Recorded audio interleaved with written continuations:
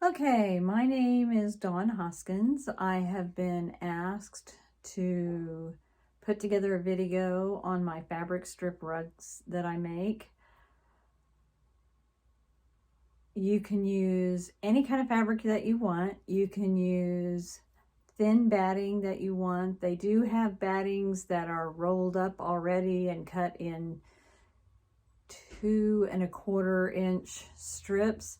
What I have done is I had a quilt that I did and I had leftover batting, so I cut it into 2¼ inch strips and rolled it up. So you can do that too. You don't have to use the pre-cut jelly rolls. You can cut into 2½ inch strips any fabric that you want to go together. So at this point, I'll show you what you need to get this running. Okay, what you're going to need is anywhere from 38 to 42 2½ inch strips. This is from a line of Riley Blake's called Give Thanks. So this is going to be probably for my house. You're going to need plenty of thread. It is a thread hound. If you use the smaller spools, it'll use well over half of one of these. So I like to use my bigger spools. You're going to need 5 to 6 bobbins depending on your thread weight. You're going to need a cutting board, a rotary cutter, some snips, and a stiletto. Let's move over. You're going to need a ruler.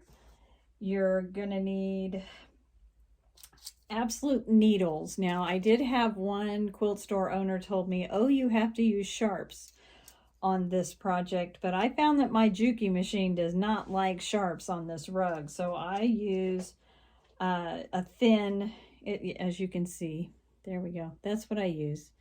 It's a jeans needle. Now you can either clip the rug together, or I got this handy dandy tool. I believe it's called a rug making tool. I got it on Missouri Star, I think. So those are the supplies, and you will need a good steam iron.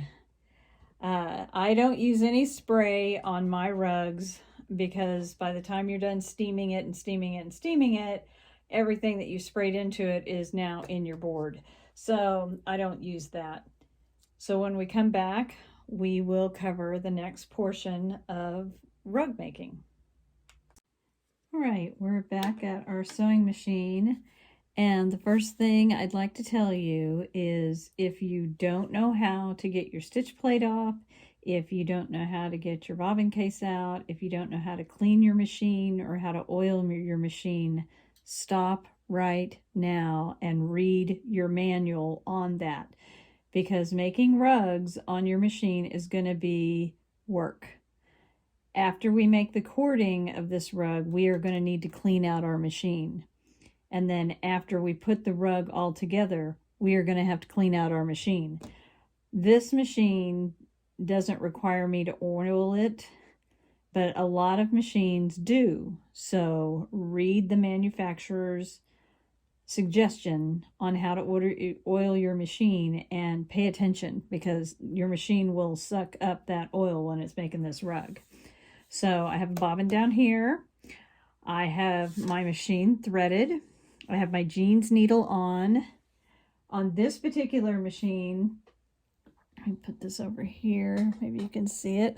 On this particular machine, its normal pressure foot setting is 3.6, and I'm just going to leave it there because I'm just strip piecing. But I switched my stitch length to 20. And when we zigzag for the final product, we are going to make that even smaller because we want our rugs to stay together. I generally do, when I do my fabrics for a rug, I will put my lighter fabrics first. then medium fabrics, then maybe a dark, and then medium and dark. I always like to end dark. I like to start light.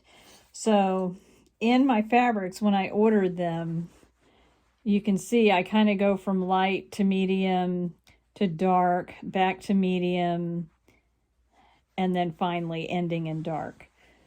And I will just pick up each piece. So here is a strip. We're going to lay it right side up. And then we're going to take our next piece and we're going to lay it right side down. Now, a lot of people at this point will set a ruler down and draw a line. I don't have that kind of time. What I do is I aim. Let's see, let's put my pressure foot down. I aim my needle and my foot toward that diagonal right there. Can you see it on there? Yes, you can see it on there. So I aim for that, and I just do that for each. I'll do 2 of them so you can see how it's done.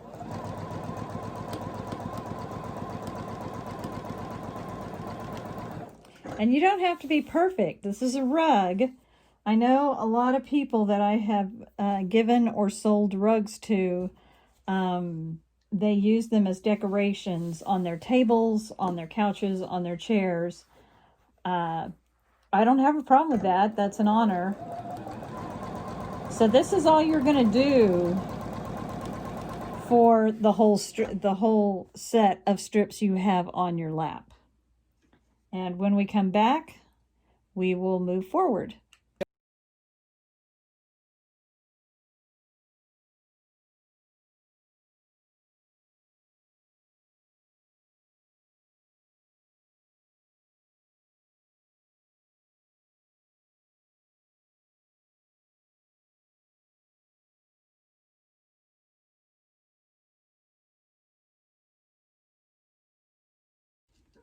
All right, I have sewn all my strips together. Let me put this over here. I've sewn all my strips together, and now I need to separate the strips. What I'm going to do is I'm going to show you with probably the first 3 or 4 lengths how I store this, because now that you've sewn all these diagonal lines, there's going to be a monster that you're going to have to deal with. It's called the law of physics, because this is going to want to twist over and over and over on all this fabric. So I'll show you how to overcome that, and then we'll go over and press. I used one of these. This is just a chain cutter from the sunflowerquilts.com. I think I got it from Missouri Star as well. But I just break a couple of these. If you saw on that time-lapse thing, I did find some lighter pieces that I threw at the beginning of this. So I did rearrange my order, but that's okay. It's a rug. It's going to be on the floor. People are going to walk on it. So we have a fairly good amount now. So what I'm going to do is, did I miss one? I did. All right, so we're going to take our ruler. What did I do with my ruler? Oh, it's right there. So back in the day when we used to cover these, we used to buy cording, and we'd lay it in there and we'd just sew the fabric over it, and then we'd sew it all together for a rug. But nowadays, we are blessed with modern conveniences, because I used to cut these with scissors. But I don't have to do that anymore, because we have these lovely things called quilting rulers and rotary cutters. It's a beautiful thing. So we're going to cut a couple of these, and then I'll show you what to do to help with the law of physics.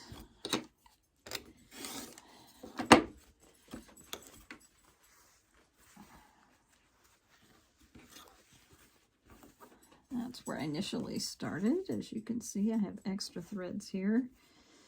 So yeah, my aunts used to, we used to make these for the kitchen and for the kitchen entrance, because the guys' boots, spent my summers in West Virginia, and the guys' boots would just tear up the doorways. So we would make these rugs, and they would wear out, and then we'd make more rugs. So that's pretty much the way of the rug. Okay, once we have them trimmed, what I do is I take a section of the rug and I fold it over. It's like fan-like. But as you can see, it is already wanting to twist, because that monster, the laws of physics, are wreaking havoc with this fabric. So you have to stop every now and again to untwist. And what I do is just grab all this fabric and twist it, because or if I'm just starting, I'll twist this. And then vice versa, as you get this bigger and bigger, you'll twist this first and then the fabric. So this is what you're going to do for your entire length of what you have strip pieced.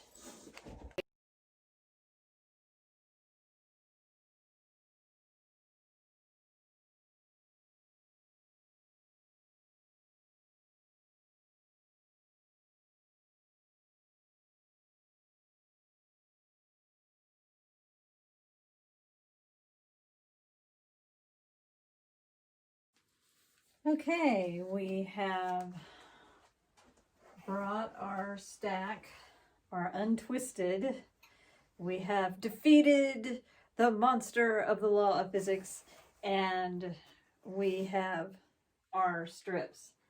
Now, this is where I bring in new friends to the party.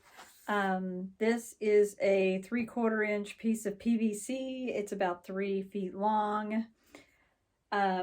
This is some heavy duty cardboard that comes with those 2 1/4 cut batting rolls that you've seen. All I've done is use painter's tape and connected 2 of them. And what I do is I slide it onto this PVC. I have it weighted. Somebody please don't tell Pampered Chef that I've done this with their panini press. But what I do is, this is where we press out those creases that happen with our fabrics as we store it. So I just run an iron over the whole thing. I steam those creases. Now when I come to a seam, a lot of people will tell you to press these seams open. I don't do that, because I am so lucky that when I pressed it open and then I started putting the rug together, my needle hit right in the middle of that seam and made a hole. So what I do is, I know that this is the end of the quilt. So I know I'm going to be sewing this way, because the first thing I put on this is going to be the last thing to come off this. So I know my dark is going to go on first. So I know my dark is being fed into my machine like this. So I am going to press these so that they go into the machine very nicely. So basically I'm pressing them to the right. And once I get them pressed, I'll show you how I roll it. I usually do about 3 or 4 yards at a time. Here's another seam.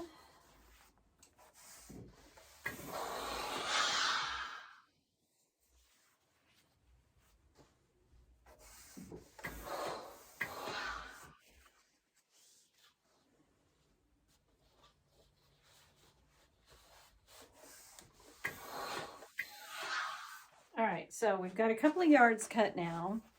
So, oop, I forgot my piece of tape. Do I have a piece of tape under here? No.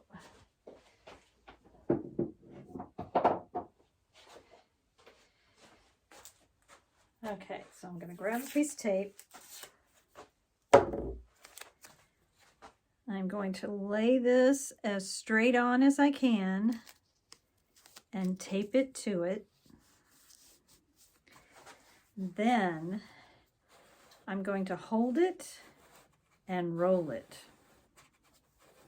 And I try to keep it lined up because the neater that it is, the flatter it will be when you start constructing the cord. This is what you will be doing for the next few minutes. And as I come up to those seams, I make sure that they're in the right direction. We are going to have some dog ears along there, and we can just trim those off later, or don't trim them off at all, because, well, this is going to be on the floor and people are going to walk on it 9 out of 10 times. Although I've seen this Christmas that a lot of my people view my rugs as works of art, which I truly, truly, truly do appreciate. But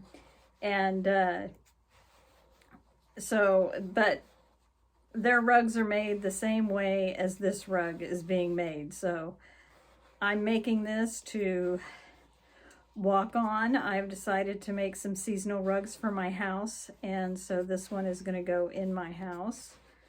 All right, so this is what you're going to do until you're through with your layers. Okay, we have our station set up. The reason that I roll my fabric is so that I can do this. I got a new table, so I'm going to have my husband build me something to hold my PVC, but I have my fabric beading up. I have the batting that I saved from a quilt project that I was doing there, and it is all on that PVC pipe that we used earlier. So let's get you back up here. So now we are going to start assembling the cording. So I use this. Where are those clips? You can do this one of 3 ways. When my aunts and I used to make rugs, of course we didn't have batting for rugs because batting was different back then. But what we're going to do for all the steps, all the ways you can do it, is put the batting on the wrong side of the fabric. You're going to fold one side to the middle, the other side to the middle, and then you're going to fold it like a book. And that's what you're going to stitch. Now, at this point, you can either clip it, pin it, which is what we used to do, but I'm here to tell you, if you don't want blood involved, don't use pins. And clipping, if you're going to clip your rug, sit in front of a TV or have somebody read a good book to you, because it's going to take about 2.5 hours to clip all this. Or you can use this machine, or this tool. And how we're going to do that, so we are going to feed the fabric into this rug making tool. This is where the stiletto comes in handy. So let's move this to where you can see what I'm doing. I am working to get the fabric and the batting. There we go. And it comes out in the position that you need it in. So this is why I use this tool. I have changed to a C foot, which I believe is a cover stitch foot. I'm not big on garment making, so Excuse me if that's not helpful.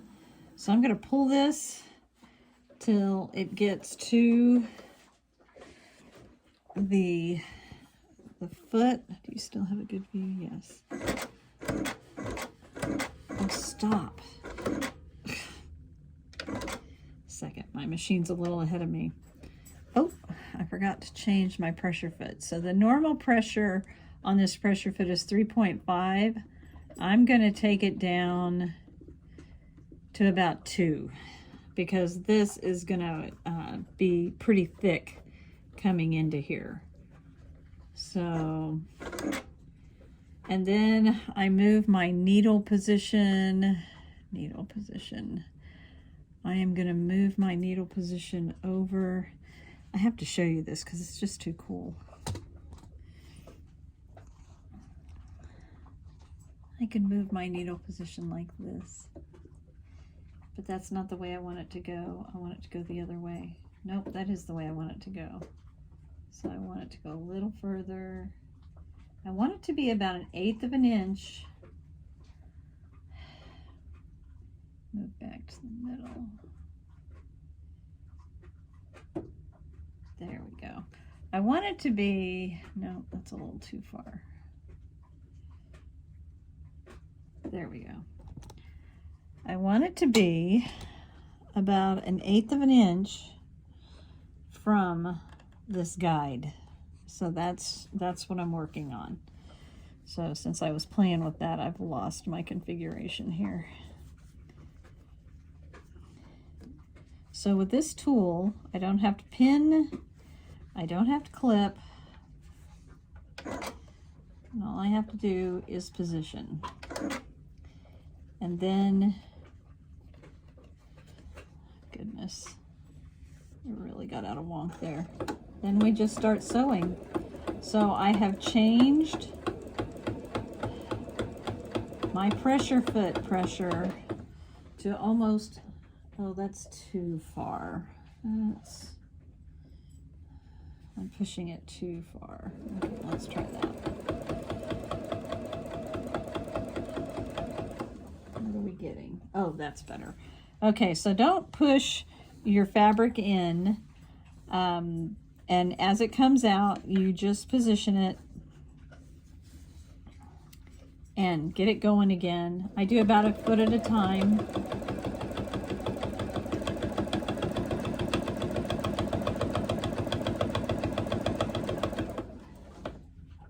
And as you see, that is what we're getting. So that is what we're shooting for. And this is going to take a good 3 to 3.5 hours to do. So set aside some time and get snacks. Before I get back to sewing this, I have to tell you that this rug making tool does not like tension. Much like when you're quilting a large quilt on your machine, you have to diffuse some of the weight over your shoulder. I always prepare probably about 24 inches of rug making, cord making material in my lap to diffuse the tension on this, because when this has tension, it stops sewing. I mean, your machine will still sew, but the cord won't move. So you have to keep fluffing it in your lap. And since I cut my own batting this time, it's being a little difficult, but I can handle it. But just keep making sure, only sew a couple of inches at a time, and make sure that everything's in the proper spot, and make sure you have some in your lap to diffuse the weight on this piece of gear.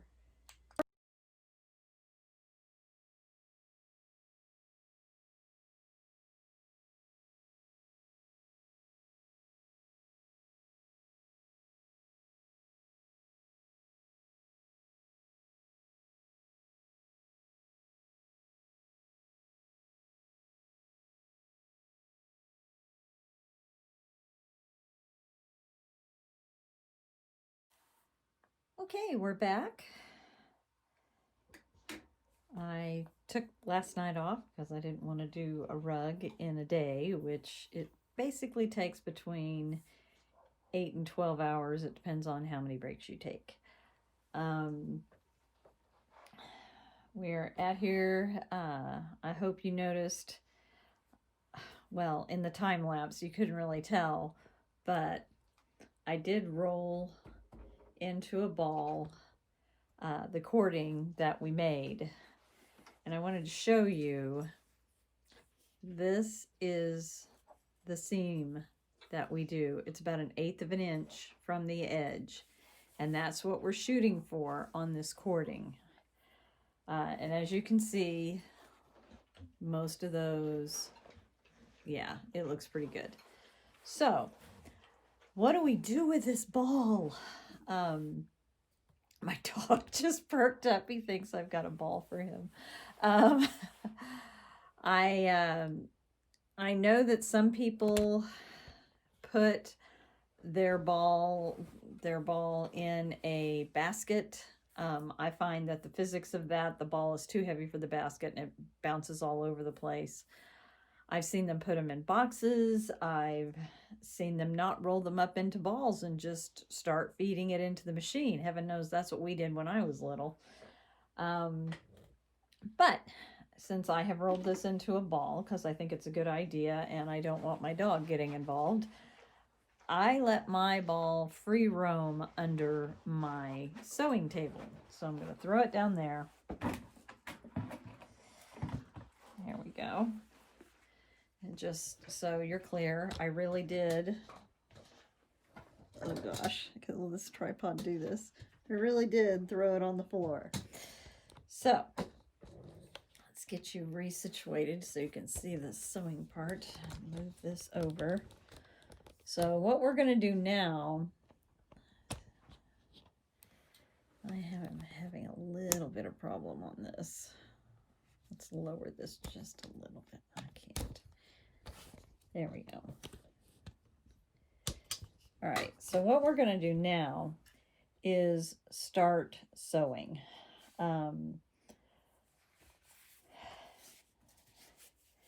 We want our rug growing out this way. We don't want it growing up into here. So we start with, oh gosh, this is going to be, that's about 14, maybe 12 inches. And we just turn it over on itself. I still have my machine set at 2 on the pressure foot. I'm going to change it to a zigzag foot, or to a zigzag stitch, and I'm going to set that stitch at 5. And I'm going to set my stitch length at 1.2. Now, a lot of you have talked about how your rugs have waved. That generally comes from pulling on the feeding mechanism, which is always going to be on your right. That you're applying some pressure there, which is pulling the other side, which is going to make it wave. So I don't pull this cord, but on the curves, I do push it. So to start the sewing on this, I have switched to an open toe foot. I don't know how you're going to best see this. It may be better if you're on the other side.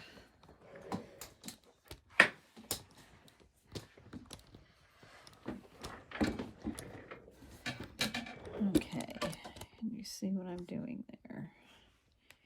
Lower it just a little bit more. Get as close as I can. This is the best I can do. So we're going to, what I'm doing is I'm going to start sewing right in this corner, and I'm going to back stitch several times.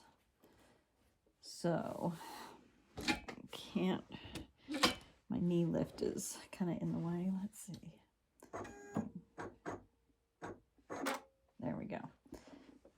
Where's my pedal at? I just had to reconfigure everything. Okay. Let's...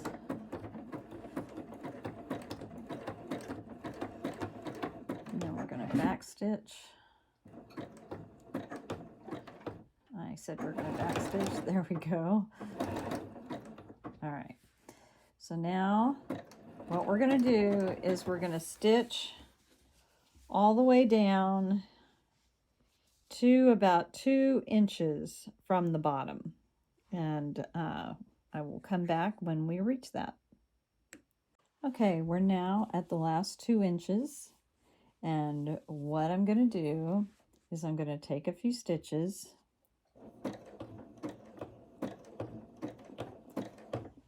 Then I'm going to raise my pressure foot. Oh, and if you haven't noticed, I switched to an open toe foot. Some people like to use a walking foot. I choose not to use a walking foot for this. So what I'm going to do is I'm going to flip this back over like I did, like I started this, how we flip this like that. I'm going to do the same thing here, and I'm going to stitch up to that union and then turn sharply. Oh, it wants me to put my pressure foot down. There we go. Yes, my new machine. I have to confess, I am doing this on a new machine with a new table. So I'm not quite used to all the sounds that happen. So what I'm going to do is I'm going to stitch across. Let me take you out of this and then put you back into it. There we go. I'm going to stitch across here, and then I'm going to tuck this under and continue on. So that's what I'm going to do. So I've turned it at a right angle. Yes, yes, yes. Now I'm going to stitch. At this point, you could let up on the pressure foot pressure, but I find that staying where you are is best. Now, once I put in these last couple of stitches right here, I'm going to back up because these corners are critical. If your rug starts coming apart in the middle, you're going to lose your rug. So, oh gosh, I'm going to backstitch a little. I obviously need to set the speed for that. Now I'm going to turn it a little more. I hesitate to use my knee lift because I keep hitting the camera. Why isn't my knee lift? Why isn't my knee lift working? Oh gosh. What is going on?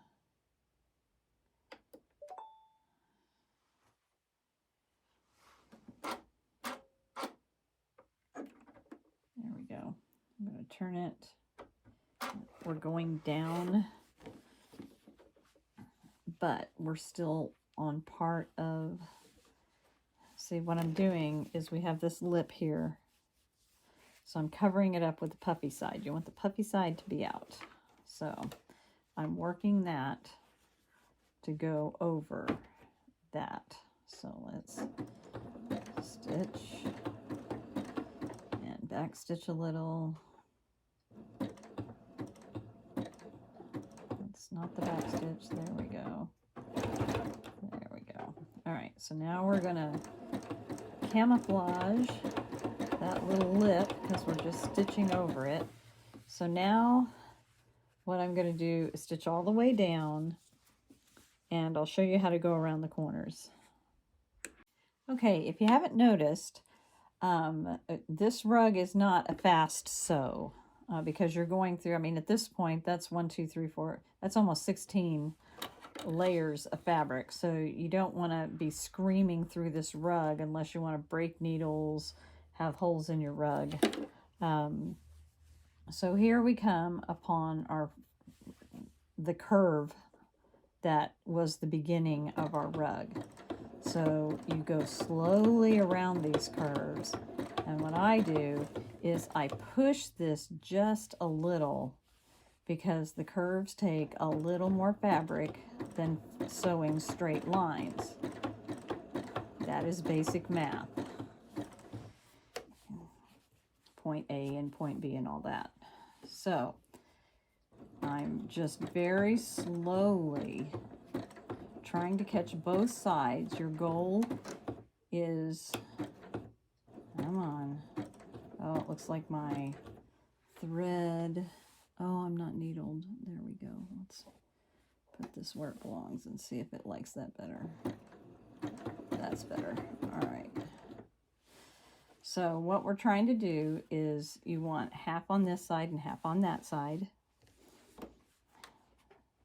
or else you're going to have a big gaping hole, and I am falling short on that. So let's lift it up a little, move it over. There we go.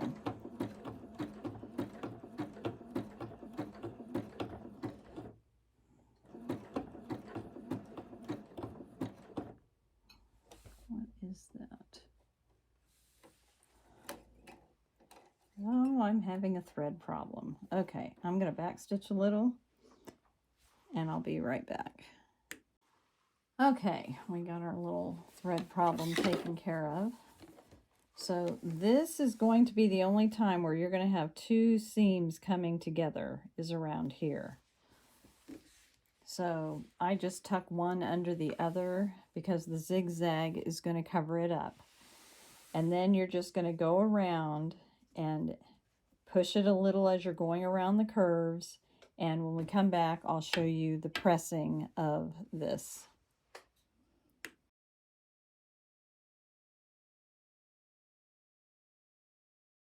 Okay, we're down at a curve again, so I'm pushing this a little bit as we go, and we're going to go slow. Right in between both of them, and I'm pushing just a little.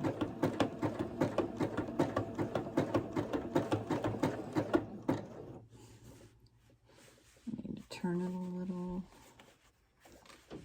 tuck that under.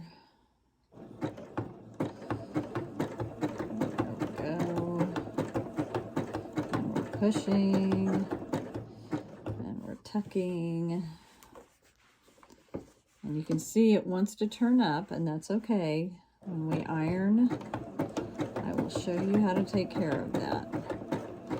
But I have to say, and I need to backstitch here because this is one of our, there.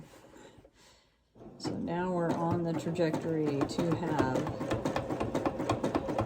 what we're first going to press. So what I'm going to do is I'm going to stitch down to about here, and then I'm going to take this off, and I'll show you how you're going to be pressing for the rest of the time. Okay, we are at our pressing station. You can tell the difference from the top and the bottom because we have our tail here that we started with, and you see it already wants to bowl. You see that, that's called bowling. So when you press these rugs, always go in the direction you want that fabric to go in. And I want this fabric to go this way and that way. So I am steaming, and I'm steaming.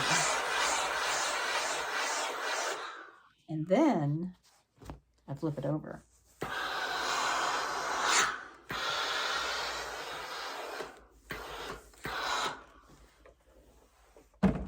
And guess what? When you turn it over, it's not bowling. It's nice and flat. So from here on out, every time you do 4 to 5 rows, because this is 1, 2, 3, 4, 5, every time you do 4 to 5 rows, get up and press. You're going to want to press to the outsides as it gets bigger.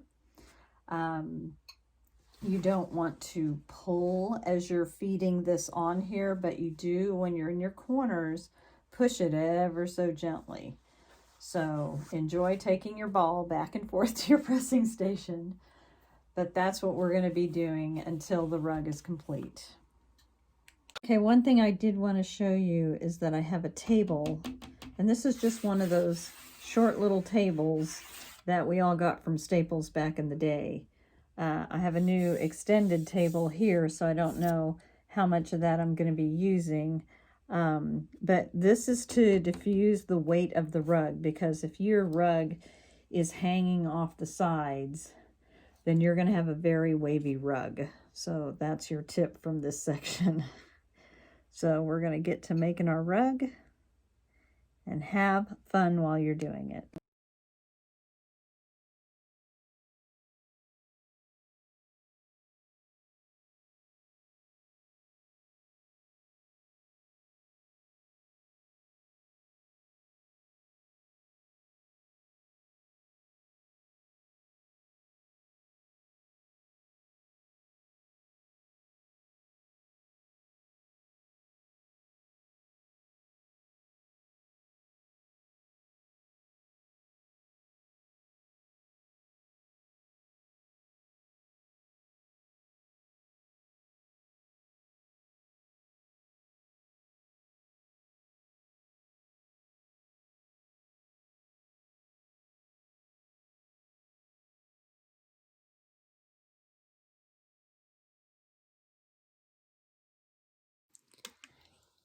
Okay, we're coming to the end of our rug.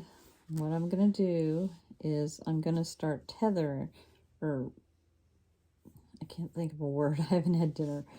I'm going to start working this underneath the rug. So that's what we're going to do now. We're going to keep stitching. Where's my footprint? There we go.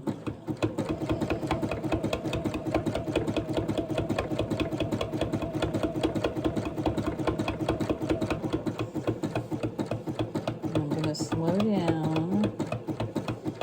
And now I'm just going to tuck this under here.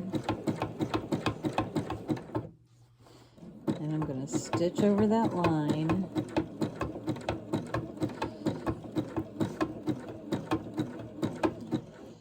And then I'm going to back up.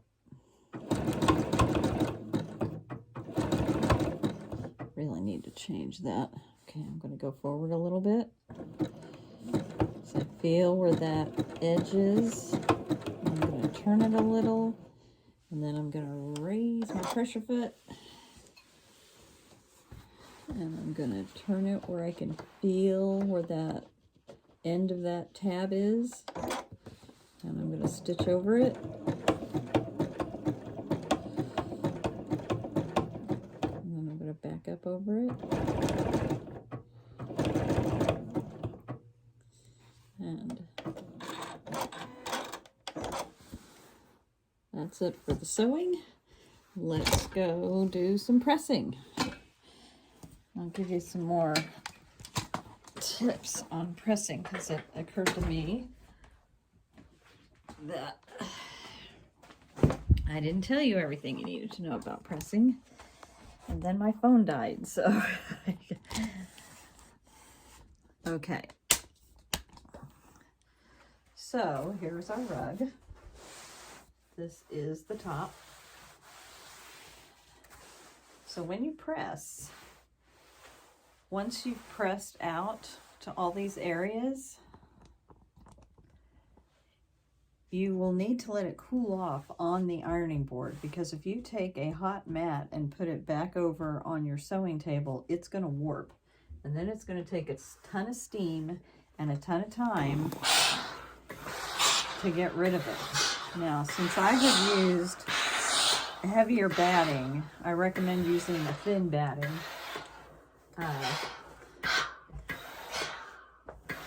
That cools off faster on an ironing table. I'm finding that this thick batting that I used on a king-size quilt takes a little while longer. I just run my hands around it while it's cooling to encourage it to stay flat.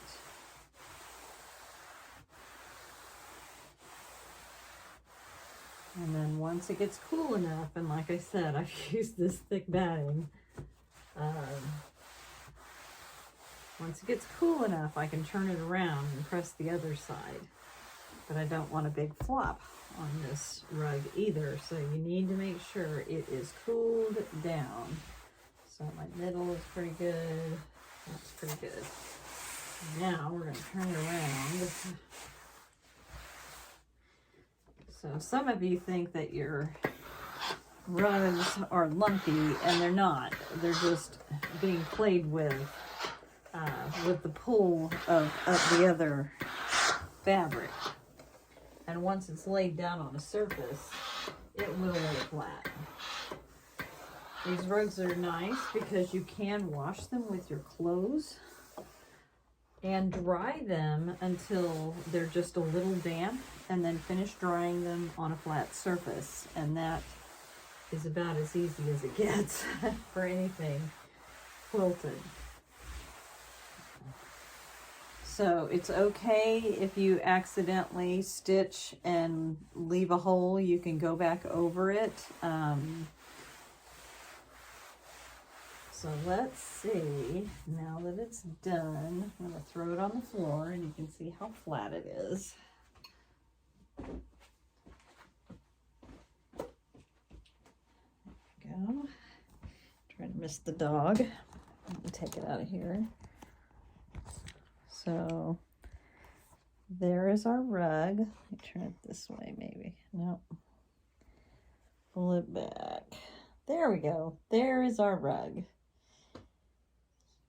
So that is how I make these rugs.